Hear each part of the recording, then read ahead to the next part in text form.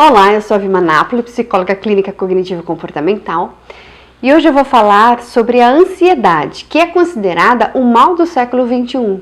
Segundo a Organização Mundial da Saúde, a OMS, 33% da população mundial sofre de algum tipo de transtorno de ansiedade.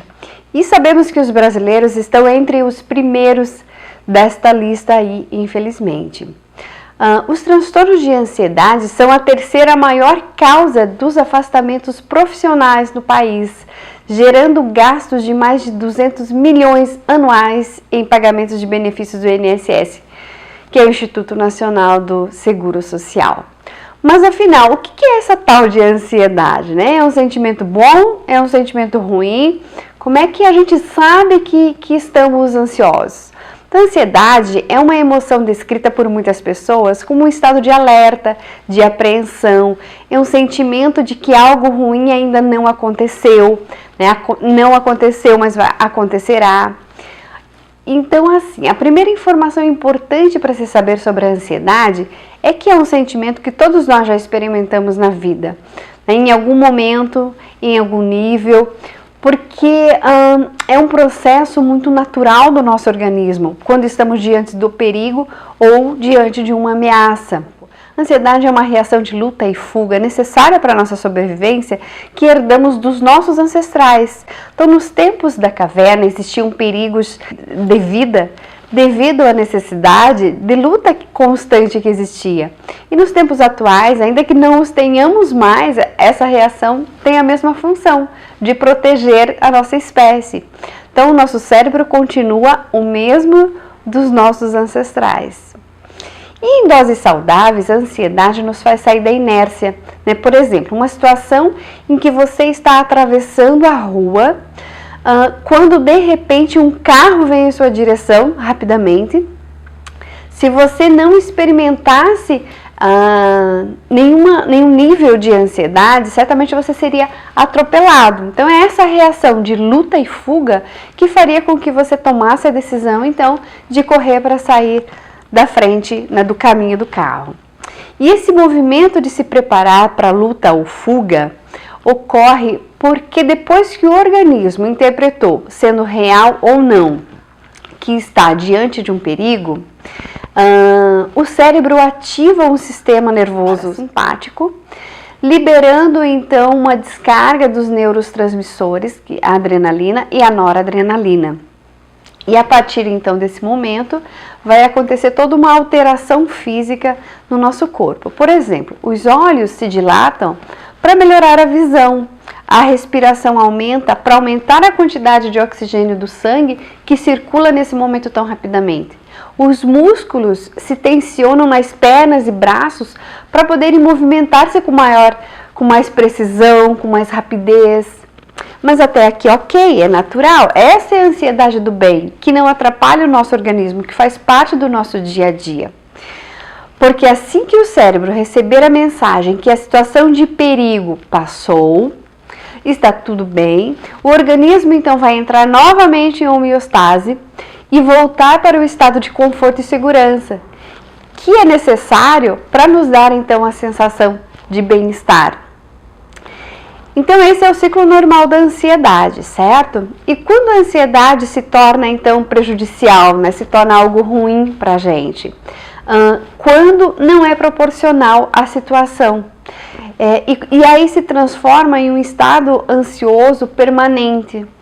Porque aí, ao invés de servir como um estímulo para a gente fazer as coisas, a ansiedade acaba nos paralisando, né? Então, diante de uma prova, por exemplo, dá um branco. Diante de uma situação que precisa se expor, né, como uma palestra, se sabota, não se prepara.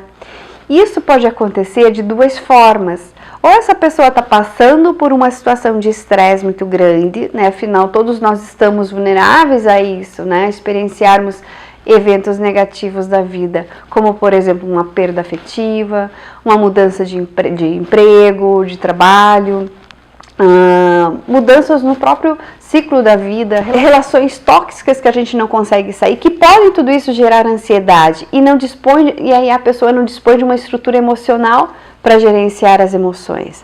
Ou a pessoa está interpretando os problemas de forma disfuncional, maximizando-os de uma forma desproporcional. Podemos até dizer que a ansiedade, então, tem origem em nossos pensamentos, porque interpretamos os acontecimentos dando-lhe significados conforme a nossa própria visão, né? Ou seja, conforme eu me vejo, conforme eu vejo o outro e conforme eu vejo o mundo. E se essa visão for disfuncional, o conteúdo dos pensamentos serão negativos e pode se tornar um padrão onde há preocupação independente se o evento é negativo realmente. A pessoa tem a sensação de que os pensamentos estão acelerados, né? Como se estivessem sempre tentando encontrar uma solução para se livrar do perigo. E não existe atenção plena, porque a mente sempre está lá no futuro, né? Tem dificuldade para se manter no presente, no aqui e agora. Tudo é motivo para gerar ansiedade, porque há um padrão ansioso na forma de se pensar e se comportar, tornando qualquer situação simples de solução algo muito complicado. Então, de uma forma ou de outra, esse quadro de ansiedade acaba se tornando crônico. E então as substâncias químicas serão liberadas no organismo continuamente. Essa é a questão, fazendo com que os sintomas da ansiedade não somente se mantenham, como se intensifique, né? Tudo fica muito mais intenso. Onde a pessoa sente que não consegue mais retomar ao estado normal, entrando em sofrimento psicológico, né? E diminuindo principalmente aí a sua qualidade de vida. E o que é pior, né? Muitas vezes essas pessoas aprendem a conviver com esse sofrimento, né? Com esse quadro e arrastam esses sintomas por anos.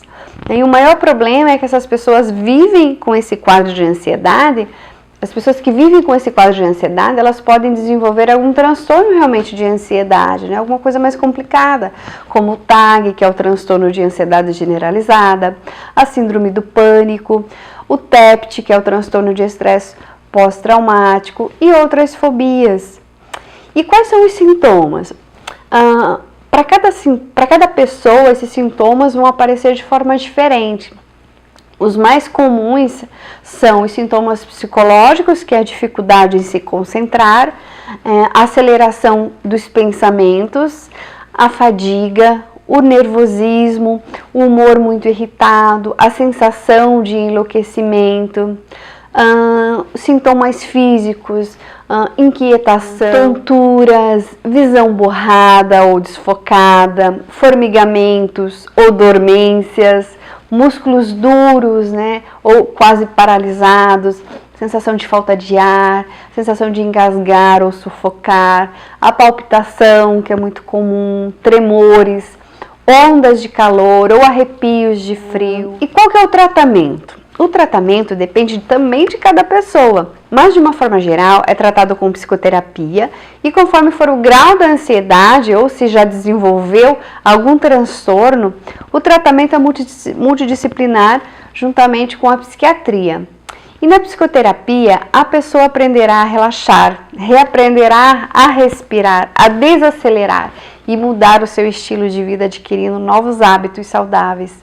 E principalmente, a pessoa desenvolverá o autoconhecimento para entender as origens dessa ansiedade, entender como os seus padrões de pensamentos catastróficos, né, chegaram, como se desenvolveram, como as suas crenças sobre acreditar que é uma pessoa vulnerável diante da vida foram construídos, né, e por fim, fazer as pazes com a ansiedade. Bem, gente, é isso que eu tinha para falar para vocês sobre a ansiedade. Procurem aqui no canal o vídeo que eu falo sobre a estratégia Calme-se, que ajuda a lidar com crises de ansiedade mais intensas, como um ataque de pânico, ok? Um abraço e até breve então!